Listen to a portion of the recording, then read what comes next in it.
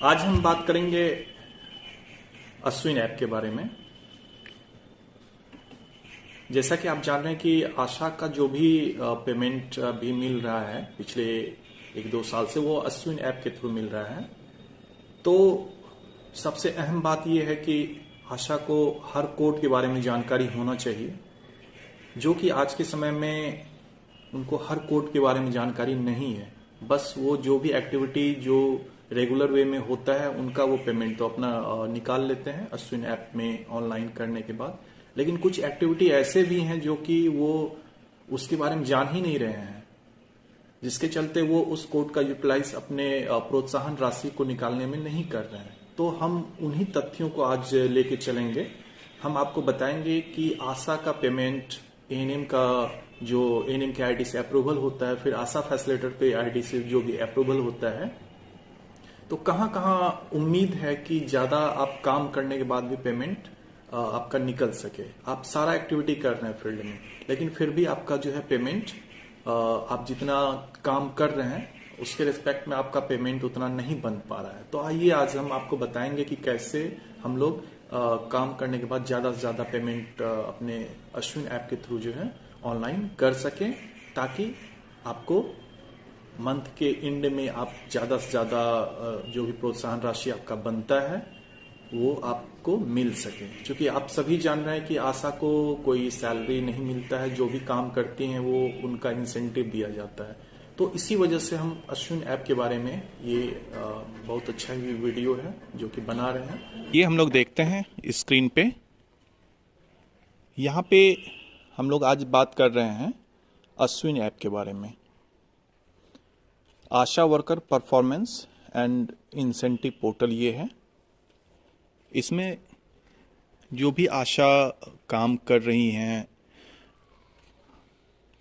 चाहे वो सामुदायिक आधारित हो या फिर इंस्टीट्यूशनल हो, संस्थागत हो, तो उससे रिलेटेड जो भी एक्टिविटी वो करती है उनसे रिलेटेड उनको इंसेंटिव प्राप्त होता है। तो इसमें जो है हम लोग सबसे पहले अपना वित्तीय वर्ष, और जब लॉगिन करेंगे, लॉगिन करने के बाद वित्तीय वर्ष और वित्तीय महीना को सेलेक्ट करेंगे। इसके बाद हमारा जब ये स्क्रीन पे हम लोग आएंगे तो यहाँ पे श्रेणी का प्रकार में 2 तरह का आता है। तो आज हम लोग अभी बात कर रहे हैं सामुदायिक के बारे में।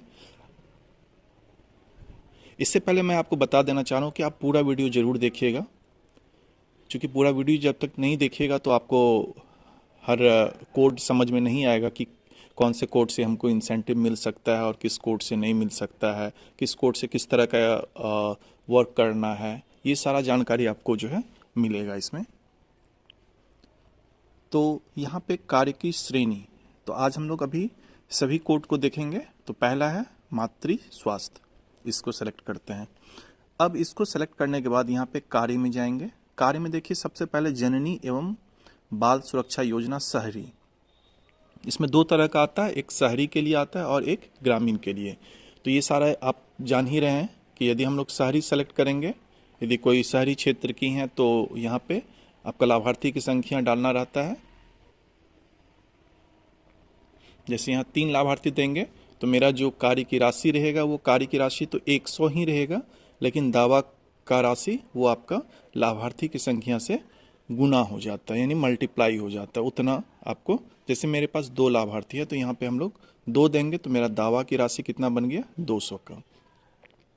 यहाँ पे देखिए ये जैसे ही आप कार्य सेलेक्ट कीजिएगा तो ये कोड उसका जनरेट हो जाएगा कि इस कोड के थ्रू इसका जो है पेमेंट होगा। अब यहाँ पे भरना रहता है। ये कार्य की राशि हम लोग चेंज नहीं कर सकते, ये फिक्स है स्टेट हेल्थ सोसाइटी से या फिर जो भी भारत सरकार के द्वारा इस चीज़ को देखते हैं वहीं से फिक्स है कि इनको यहाँ पे कार्य की राशि किस वर्क के लिए कितना इंसेंटिव दिया जाएगा, ये फिक्स है। यहाँ सेवा पूर्ण की तिथि हम लोग सेलेक्ट करेंगे। अब यहाँ पे पंजी का नाम, तो पंजी का नाम आप जान रहे हैं कि जननी एवं बाल सुरक्षा योजना है, तो मेरे पास आरसीएच रजिस्टर या फिर एएनसी रजिस्टर में इसका जो है एंट्री होगा। तो यदि आरसीएच रजिस्टर का रेफरेंस दे रहे हैं तो यहाँ पे देना पड़ेगा कि आरसीएच रजिस्टर के किस खंड में इसका एंट्री है। तो जैसे खंड 1 जो है वो योग दंपति का होता है, 2 जो है आपका एएनसी के लिए है, तो आप देख लीजिएगा वो रजिस्टर, यदि आप एएनसी रजिस्टर का रेफरेंस दे रहे हैं तो ये यहाँ पे देना पड़ेगा कि एएनसी रजिस्टर के किस खंड में आपका वो है। इसके बाद यहाँ पे उसका दिनांक सेलेक्ट करना पड़ेगा। ये सारा सेलेक्ट करने के बाद हम लोग सेव कर देंगे। तो यहाँ पे क्या होगा कि आपका 200 रुपये का राशि बन जाएगा। यहाँ पे हम लोग सेव नहीं करेंगे चूँकि ये ऑनलाइन पोर्टल है, हम आपको बस जानकारी दे रहे हैं। यहाँ पे सेव यदि कर दीजिएगा तो आपका शहरी में जो 100 रुपया मिलता है एएनसी के लिए, 2 लाभार्थी का आपका मिल जाएगा। उसी तरह यहाँ पे सेव करने के बाद फिर से सारा चीज़ स्टेप सेम करना है। जैसे यहाँ पे एक हम सेव करके दिखा दे रहे हैं आपको, ये हम इसको फिर अभी हो नहीं रहा है, ये फील्ड बता रहा है। तो यहाँ पे फिर हम लोग इसमें आएंगे, जब इसको सेव कर देंगे, सेव हो जाएगा। सेव करने के बाद फिर से हम लोगों को यहाँ पे सेलेक्ट करना पड़ेगा सामुदायिक, फिर यहाँ से मातृ स्वास्थ्य, और यहाँ पे फिर हम लोगों को सेलेक्ट करना पड़ेगा कोड। तो जैसे शहरी के लिए सेलेक्ट किए, उसी तरह ग्रामीण के लिए, यदि ग्रामीण क्षेत्र में आते हैं हम लोग तो ग्रामीण के लिए तो प्रसव पूर्व जांच का यहाँ सेलेक्ट करेंगे। तो देखिए इसके लिए भी 100 रुपया बनता है, और बाद बाकी सारा चीज़ आप यहाँ पे ये जितना भी इंडिकेटर है इसको आपको भरना पड़ेगा। उसी तरह देखिए, यदि ये तो हो गया प्रसव पूर्व यानी कि एएनसी के लिए, एएनसी के लिए दोनों है कोड इसमें, शहरी के लिए भी है और ग्रामीण के लिए भी है। उसी तरह आईएफए टैबलेट में भी 100 रुपया मिलता है आईएफए एवं टीटी के लिए। तो यहाँ पे देखिए 100 रुपया, यहाँ लाभार्थी की संख्या आपको भर देना है, सिर्फ यहाँ पे पंजी का नाम भर देना है। तो ये सारा चीज़ आप कर लीजिएगा। उसी तरह देखिए यहाँ पे ये ग्रामीण के लिए हो गया, जननी एवं बाल सुरक्षा योजना टीटी के लिए, यानी कि आईएफए के लिए भी 100 रुपया था और टीटी के लिए भी यहाँ पे। तो यहाँ पे सिर्फ आपको क्या चेंज करना है, कोड सेलेक्ट करना है और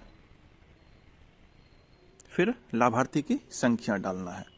तो आईएफए हो गया, टीटी हो गया, यानी सब में 100 रुपया। देखिए यहाँ पे ये एक है C1.8, आशा द्वारा महिला 15 से 49 वर्ष की मृत्यु की सूचना प्राथमिक स्वास्थ्य केंद्र पर मृत्यु के 24 घंटे के अंदर टेलीफोन के द्वारा देने पर प्रति रिपोर्ट। तो यहाँ पे देखिए इस कार्य में जो राशि है वो 200 रुपया की राशि है, एमडीआर जो डेथ रिपोर्टिंग के लिए है।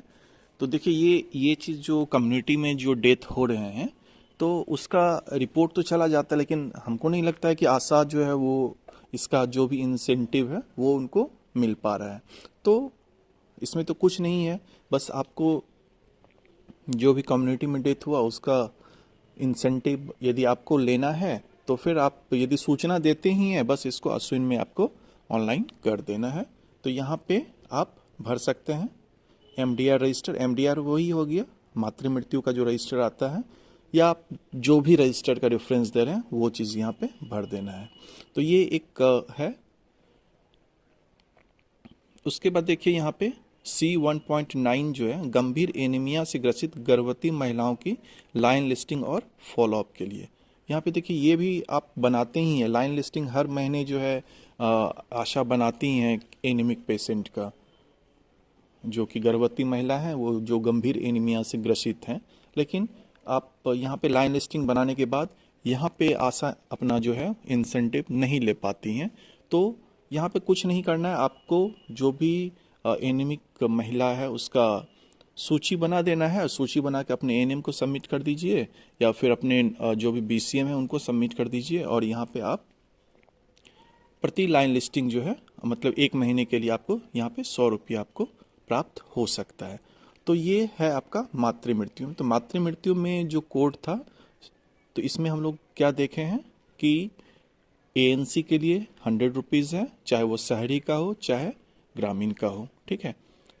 एएनसी 1 से लेके चारों एएनसी के लिए है यहाँ पे। उसके बाद यहाँ पे देख रहे हैं कि डिलीवरी का जो भी पैसा मिलता है वो 300 रुपया आपको मिलता है बीसीजी के लिए, और 300 रुपया जो है वो आपको मिलता है एएनसी, आईएफए और टीटी के लिए। तो यहाँ पे यदि शहरी क्षेत्र है तो हम लोग शहरी को सेलेक्ट करेंगे, यदि ग्रामीण का है तो ग्रामीण क्षेत्र को यहाँ पे सेलेक्ट करेंगे। जो एक नया चीज़ हम लोग यहाँ पे देखे हैं वो एमडीआर का, यदि इंसेंटिव आप रिपोर्ट कर रहे हैं तो यहाँ पे 200 रुपया इसका बनता है, ये आप आराम से बना सकते हैं। उसके बाद गंभीर एनीमिया से ग्रसित महिलाओं की लाइन लिस्टिंग और फॉलोअप के लिए हर महीने हम लोग करते ही हैं ये सारा काम। तो यहाँ से हम लोग इसको बना सकते हैं। और सबसे लास्ट है सुरक्षित गर्भपात सेवाएं के लिए देय राशि, यहाँ पे 150 रुपया है। यदि किसी तरह का ये केस आपका होता है आपके सामुदायिक क्षेत्र में, तो यहाँ पे हम लोग इसको इंसेंटिव ले सकते हैं। तो ये हम लोग अभी जो कोड देखे हैं ये आपका हो गया C1, यानी मातृ मृत्यु में जो भी कोड है उसके बारे में देखें। तो जस्ट इसके बाद हम लोग आपको बताएंगे C2 के बारे में, C2 परिवार नियोजन कार्यक्रम के बारे में।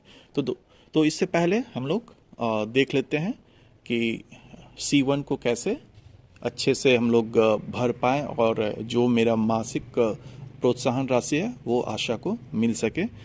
मकसद यही है कि ज़्यादा से ज़्यादा हम लोग काम करते हुए भी इंसेंटिव हम लोगों को कम मिल रहा है, जो भी आशा वर्कर हैं। तो इस ऐप को अच्छे से समझिए, हर कोड को अच्छे से समझिए। आप काम कर ही रही हैं, बस उसको कैसे हमको ज़्यादा से ज़्यादा इंसेंटिव मिले उसके बारे में सोचना है।